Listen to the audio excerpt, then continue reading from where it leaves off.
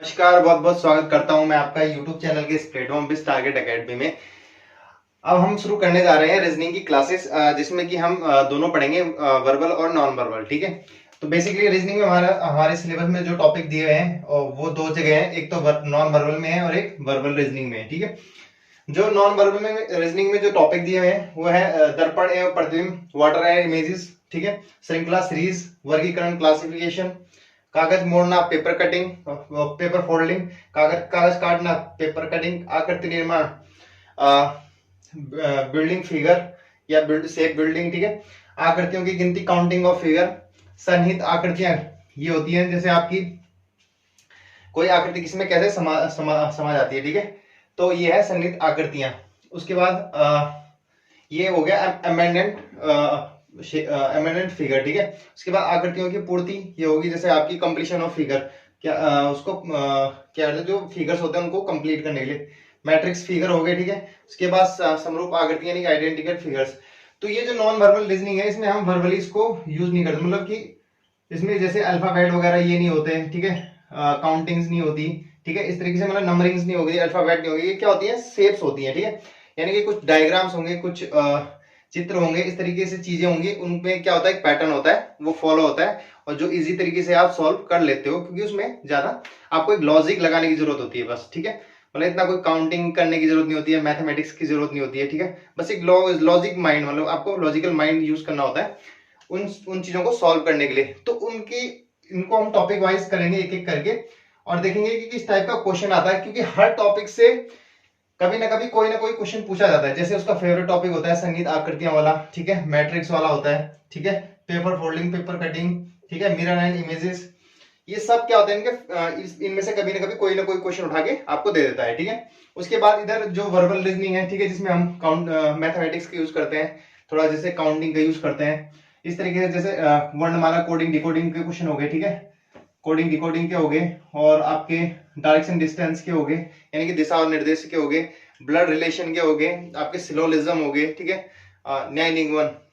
इस तरीके से आपका जो सिलेबस दिया है उसके बाद हम इसको कंप्लीट करेंगे। तो पहले हम इसकी क्लास लेके आएंगे आपके लिए नॉन वर्बल, ठीक है, नॉन वर्बल रीजनिंग की, जिसमें कि हम एक एक करके इनको कंप्लीट करेंगे। नमस्कार, बहुत बहुत स्वागत करता हूं मैं आपका यूट्यूब चैनल के इस प्लेटफॉर्म पे टारगेट एकेडमी में। आज की क्लास हमारी पहली क्लास है रीजनिंग की, जिसमें कि नॉन वर्बल रीजनिंग को डिस्कस करने वाले हैं। और जो नॉन वर्बल रीजनिंग में जो टॉपिक है हमारा वो है दर्पण एवं जल प्रतिबिंब यानी कि वाटर एंड इमेजेस। ठीक है, वाटर एंड मिरर इमेजेस। ठीक है, तो जो पहला टॉपिक है दर्पण है, देखिए जो इसमें से जो क्वेश्चन होते हैं वो किस टाइप से पूछे जाते हैं। देखिए जैसे मान लो ये कोई दर्पण है, ठीक है, ये कोई दर्पण रखा हुआ है।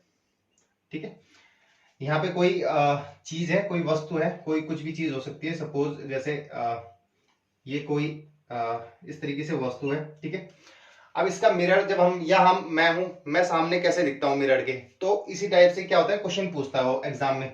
और ये होता है आपका जल प्रतिबिंब। ठीक है, मान लो नीचे जल है, ठीक है, और इसमें इसकी इमेज कैसे बनेगी, दो टाइप से इसकी इमेज पूछता है, एक तो वाटर की और एक तो मिरर की और एक वाटर की। देखिए ये जो इमेज है ये है वाटर की।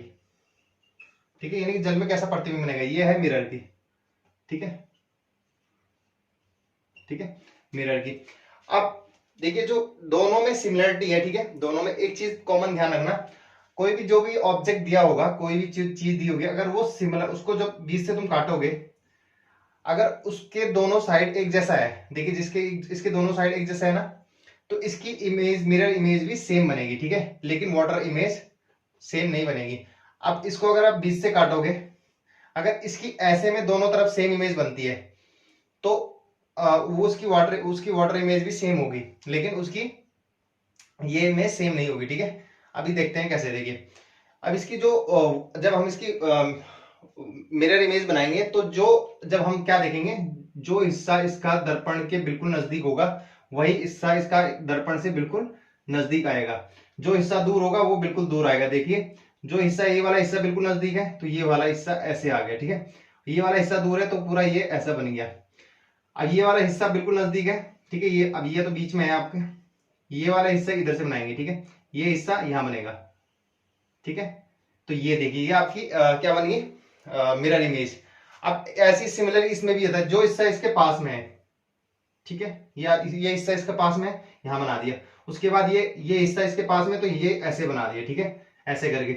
अब उसके बाद ये वाला हिस्सा दूर है, ये वाला हिस्सा पास में है, तो ये ऐसे बनेगा, ठीक है।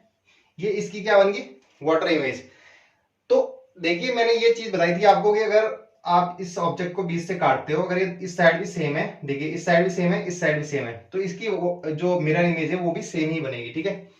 जैसे ये है, ये वाई है, ठीक है। अगर आप इसको बीच में से काटते हो तो इधर भी सेम पोर्शन है, इधर भी सेम पोर्शन है।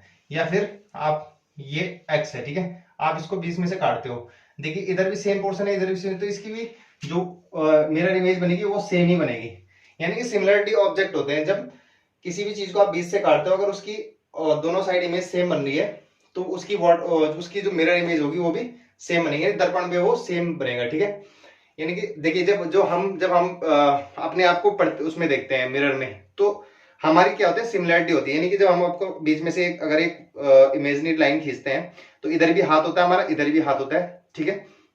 तो अगर हम सीधा खड़े रहते हैं तो क्या होता है, हमारी इमेज बिल्कुल सिमिलर बनती है, लेकिन ये बनती अपोजिट है। यानी जो हमारा राइट वाला हैंड होता है वो लेफ्ट हो जाता है, और जो लेफ्ट वाला होता है वो राइट हो जाता है, ठीक है। तो यही चीज देखनी है इसमें। चलिए एक एग्जांपल और देख लेते हैं। जैसे ये शेप है कोई, ठीक है, जैसे ये कोई शेप है, ठीक है। तो इसकी इसकी जो मिरर इमेज होगी वो कैसे बनेगी, देखिए जो जो मिरर के बिल्कुल पास वाला हिस्सा होगा वो बिल्कुल पास में ही रहेगा, ठीक है, ये ऐसे बनेगा, ठीक है। फिर ये ऐसे बनेगा और ये ऐसे बनेगा। ये दूर वाला हिस्सा है, ये दूर जाएगा, ठीक है। तो ये इस तरीके से बनेगा। अब इसकी देखिए वाटर इमेज कैसे बनेगी। जो ये वाला हिस्सा है पास वाला, ये बन गया यहाँ, ठीक है। उसके बाद ये बीच वाला है ऐसे, फिर ये ऐसे। अब ये सेम क्यों बना, क्योंकि क्या होता है अगर हम इसको बीच ऐसे डिवाइड करेंगे, तो इसका ये वाला पोर्शन और ये वाला पोर्शन सिमिलरिटी है दोनों में, ठीक है। दोनों ऊपर नीचे में सिमिलरिटी आ रही। जब ऊपर नीचे में सिमिलरिटी आती है तो उसकी वाटर इमेज भी क्या बनती है, सिमिलर बनती है, ठीक है। लेकिन इसमें क्या होगा, देखिए मैं अगर इसको बीच से काटूंगा तो इसकी इधर वाली इमेज और इधर वाली इमेज सेम नहीं होगी। अगर सेम नहीं होगी तो उसकी मिरर इमेज भी डिफरेंट बनेगी, ठीक है। ये चीज क्लियर हुई। अब एक और एग्जांपल ले लेते हैं। जैसे एक एग्जांपल ले लेते हैं, एक डायग्राम है, उसका मिरर इमेज निकालते हैं, ठीक है। जैसे एक डायग्राम बना रखा है, ये है, ठीक है, ये एक डायग्राम है, उसमें कुछ इस टाइप की शेप है।